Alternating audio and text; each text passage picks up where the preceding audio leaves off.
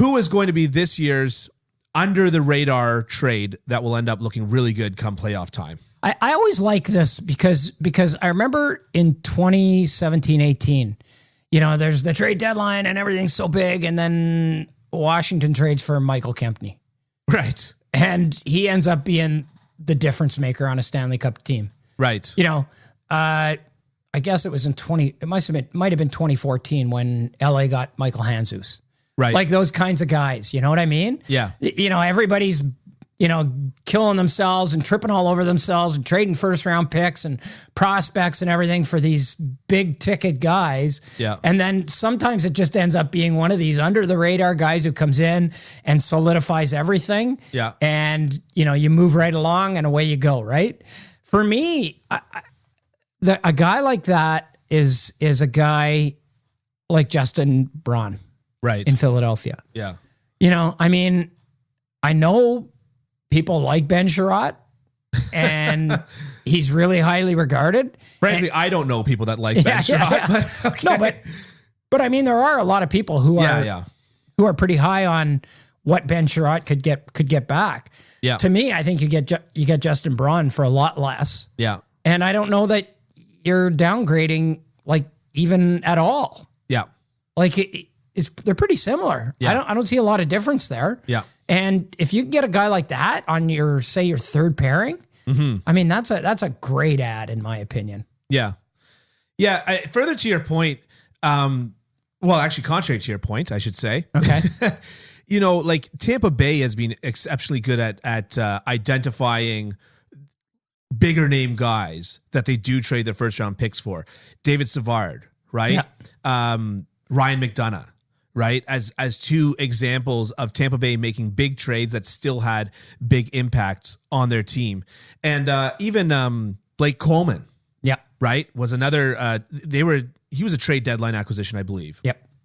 So I don't know if it was at the deadline, but yeah, it might have been. Might have been, yeah. Blake Coleman was one of those guys that sort of the stats community was all a titter about, right? Yeah. And he proved his worth, right? Mm-hmm. He proved his worth in a very big way. Absolutely. But to your point, you're right that a lot of times those little additions on the periphery wind up making a very big impact in the playoffs.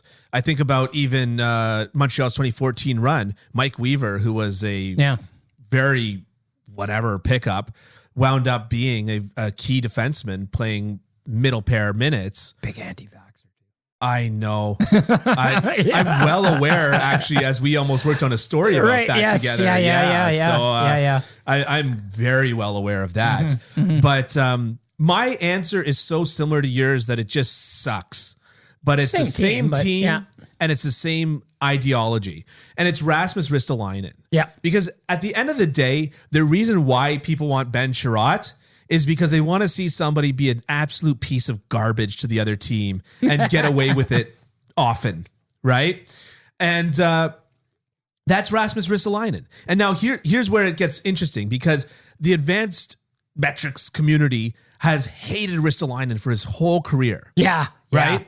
They've always said that he's garbage. But here's the deal on Philadelphia right now, which granted is a terrible team. At 5 versus 5, Ristolainen is the third best defenseman on the team in Corsi for percentage, goals for percentage, expected goals for percentage, and points per 60. So he's doing fine on a bad team. Not good. His numbers still look bad, but he's doing above average on a bad team for all of those things. He has the third highest rate of defensive zone draws for defensemen on his team. He's mean. He's big. Mm-hmm. And if you can put him think about Ottawa's run a few years ago where Karlsson was obviously at the top of his game, but Dion Phaneuf was contributing a lot on the offensive side of the puck. At the end of the day, Ristolainen is just a Finnish Ben Sherratt, right? Mm-hmm. He's just this big, mean guy. And Ben Sherratt is an offensive defenseman at heart who is being miscast as a defensive defenseman because he cross-checks people in front of the net, and that looks really good for the eye test, right? And that's essentially what Ristolainen is. He keeps on being used. In Buffalo, he was constantly used defensively. He was supposed to be the conscience that would help Dahlin. Rasmus Dahlin. Dahlin develop. He was supposed to be the conscience. But come on, man. It's the same thing with Dion Phaneuf in Toronto. He was supposed to be the defensive defenseman. He was never a defensive defenseman in his career.